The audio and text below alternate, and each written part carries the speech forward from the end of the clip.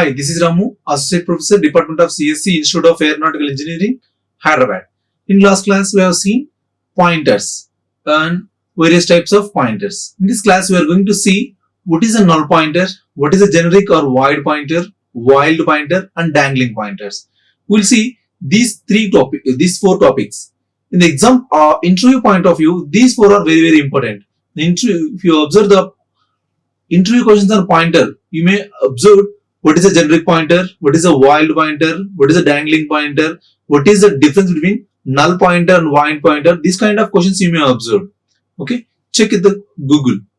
Right. First, what is a null pointer? See, null pointer. If you just create a pointer without assigning any data, any address, then simply you can use by using null. You can apply.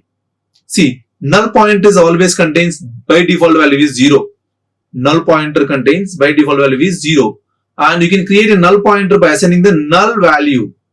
Null is a keyword. By using null, you are going to assign the 0 to the pointer. See, we'll see with a small example.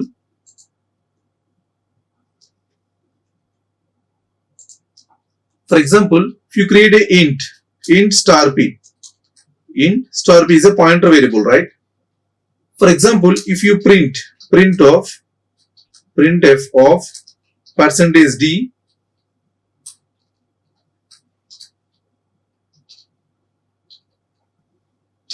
and p, then see what is the answer here.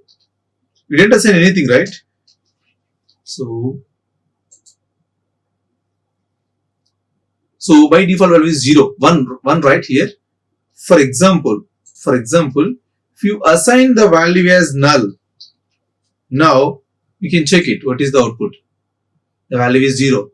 Yes or no? The value is 0. The value is 0. This is clear? So if you want assign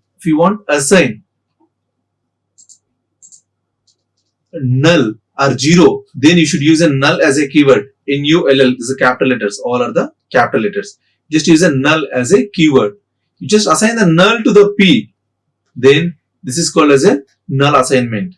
It's a null pointer. But if you forgot or if you use like this, please note this. If you use like this kind of pointer is called as a wild pointer. Wild character or wild pointer. So we'll see. Now I'm going to show you an example. You didn't assign anything, even including null, then that kind of pointer variable is called as a wild pointer. Wild means it is going to retrieve some unnecessary memory, right? Some ambiguity, and as well as some garbage values. It will retrieve based on the system. It is going to get the various values. But if you assign a null, in any compiler, it is going to give the value as 0. Please note this. That is the difference. Wild pointer versus null pointer. Wild pointer means, so you didn't assign anything, you just create a pointer variable, then it's called a wild pointer. If you assign null value, then it's a null pointer. If you assign null pointer, the by default value is 0. If you didn't assign anything, means it is going to take some garbage value or so any value in the memory. We didn't predict the value. Is this clear? This is the wild pointer and as well as the null pointer. This is clear? The next thing. So this is the void pointer. What is the meaning of void pointer? See, void is a data type. Void is a data type. It is a pointer that has a no assigned data type. For example, if you want to store the integer address, then you should create an integer variable, right? Integer pointer variable. Yes or no? Integer pointer variable. And you can take a equal to 5 and p equal to ampersand of a.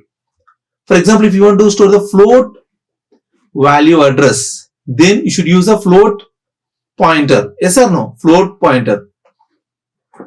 If you want to create a generic pointer, if you create a generic pointer that can store all the kinds of data types, then that kind of key word is void. Void is a type.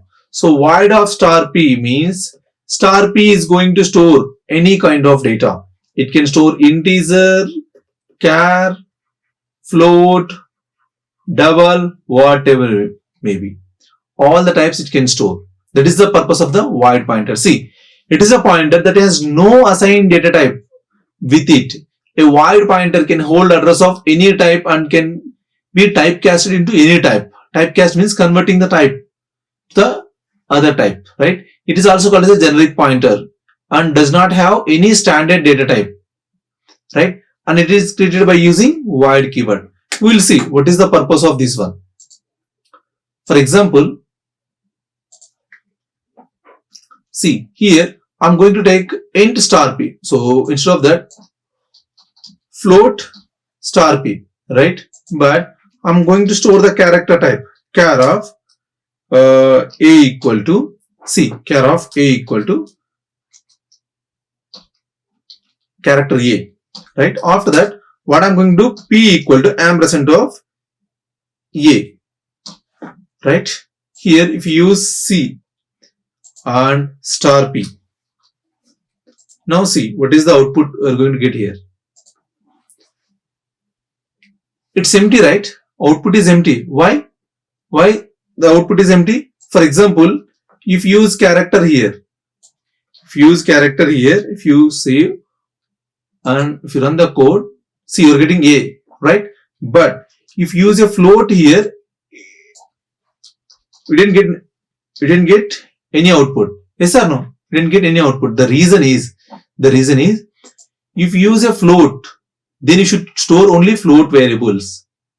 That is the reason. So if you want to handle this kind of problems, you just use a float. Void is a data type. Void, right? Void of star a, and so please note this. So which type you need to convert? Character, right? Character type. So after this, see, now it can store. Now it will work. Yes or no? This is called as a typecasting. Please note this. This is called as a typecasting. Right? And see here is a void, but I'm going to store the character type. Even if you want, see, for example, if you want to store the float variable, float data, float of a equal to 12.56. See, sorry, 12.56, right? And if you use percentage %f, and I should use float here, right? My conversion type is float only. That is the reason. Is this clear? That is the purpose of void. Void is a generic pointer. You can store any kind of data using void pointer. Is this clear? So, but you should do the typecasting. If you forgot the typecasting, it is going to generate an error. Invalid way of using the pointer, void pointer. Is this clear? This is the way using the void pointer. And wild. See, wild character or wild pointer means a wild pointer is also called as an uninitialized pointer. See, just now you see null pointer, right? Null pointer means you're going to assign null value. But if you didn't assign anything, then it's called as a wild pointer. Because they point some arbitrary memory location and may cause a program to crash or behave badly. Get the garbage value or you will get an error also. Is this clear? And coming to the dangling pointer. Dangling pointer means after allocating the memory, you are going to deallocate the memory, then that kind of pointer is called as a dangling pointer. See, a pointer points to the memory location that has been deleted is called as a dangling pointer. There are three ways to create the dangling pointer. See, deallocation of memory or function call or variable goes to out of scope. See, it's simple. For example, here the variable is there, p is there, right? P has some address.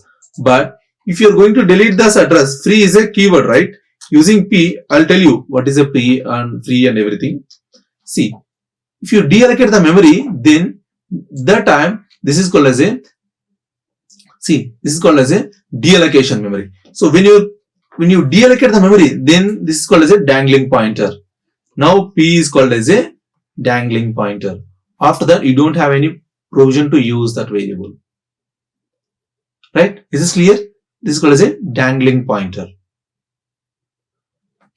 Right? Even functions also, in the functions also, you can use a dangling pointer. Means if you allocate the memory, if you allocate the normal memory, for example, I'll show you.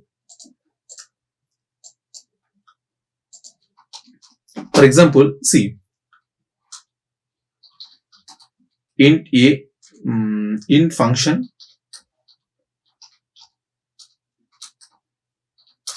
right?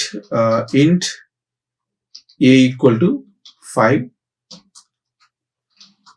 return ampersand of a, return ampersand of a, means a return address, right? So when I use the address, I should use star here. After this, observe carefully. Observe carefully. See, here I'm going to take one int star p equal to function. Right? So this is the function. We're going to clear the memory. Clear the memory.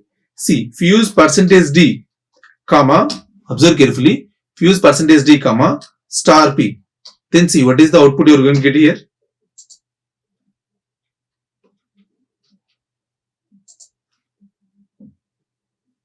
Zero, right? Zero. Why? Because now pointer, see, allocating memory is not too constant. So this the variable is only up to this function only. This is not for entire function. For example, if you use a static, you already learned the storage classes, right? Static int. Now, if you run this code, static means that is variable available in the throughout the memory, right? Yes or no? Now, see, the output is 5. Means, see, if you use a normal variable, then now the p is called as a, here the p is called as a dangling pointer. Means after deleting the memory, means here the memory is deleted. That is why this is called as a dangling pointer. This is clear. This is a function called dangling pointer. And out of scope means if you create a variable, but in the bracket you are going to assign the some next variable, then this is called as a some out of scope. Means the scope is over. Then that kind of pointer, that kind of data is called as a dangling pointer. Scope variable, scope based variables. That is the three kinds of dangling pointers. Is this clear? So first one is the deallocation of memory using free, and function call. You have seen variable goes to out of scope, means the scope is ended, local scope only. Then that kind of variables also comes under the dangling pointers. Is this clear? So in the today's session we have seen what is a void pointer, what is a wild pointer, what is a dangling pointer, right? What is a null pointer? We have seen, right? These four are very, very important in terms of interview. The technical interview, most of the interviewers are going to concentrate on these questions, right? Try to concentrate on this topic. Okay. Thank you. Thank you very much. Like, share and subscribe. Hit the bell icon for more updates.